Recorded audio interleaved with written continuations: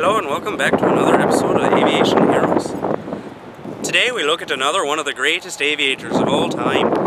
This lass not only broke the gender barrier of the skies, but she was one of the greatest pilots of both women and men. Of course I'm talking about Amelia Earhart. Amelia Earhart was born in Aviation, Kansas in the year of our Lord 1897. Young Miss Earhart had always had a spirit of adventure. She had also already been challenging prejudice since a young age. When she was little, she would dress like a boy, climb trees, and hunt. After graduating high school, she went on to work as a nurse's aide in a military hospital during World War I. It wasn't until Earhart attended a stunt flying exhibition almost a decade later that she became seriously interested in aviation. A pilot spotted Earhart and her friend who were watching from an isolated clearing and dove at them. She once said, "I did not understand it at the time, but I believed the little red airplane said something to me as it swished by." Earhart took her first flying lesson on January 3rd, 1921, and in 6 months managed to save enough money to buy her first plane. The second-hand Kinner and Airster was a two-seater biplane, painted bright yellow. Earhart named the plane Canary, and used it to set her first women's record by raising to an altitude of 14,000 feet. In 1928, she was contacted by a man named George P. Putnam to be part of a project that would make her the first woman to fly over the Atlantic.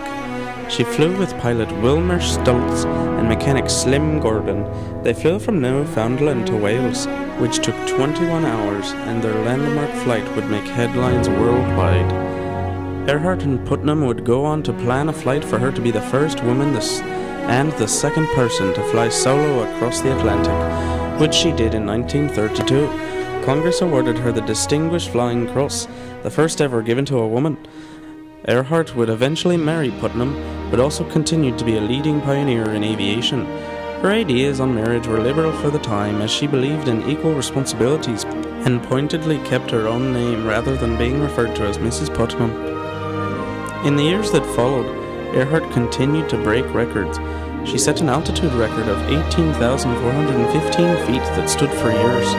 On January 11, 1935, she became the first person to fly solo across the Pacific from Honolulu to Auckland.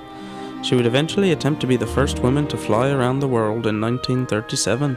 However, this trip ended in her disappearance and she was never seen again. Earhart's accomplishments in aviation inspired a generation of female aviators, including the more than 1,000 women pilots of the Women Air Force Service Pilots, who ferried military aircraft, towed gliders, flew target practice aircraft, and served as transport pilots during World War II. She will always be referred to as one of the greatest aviators in history, as well as one of the greatest promoters of aviation itself.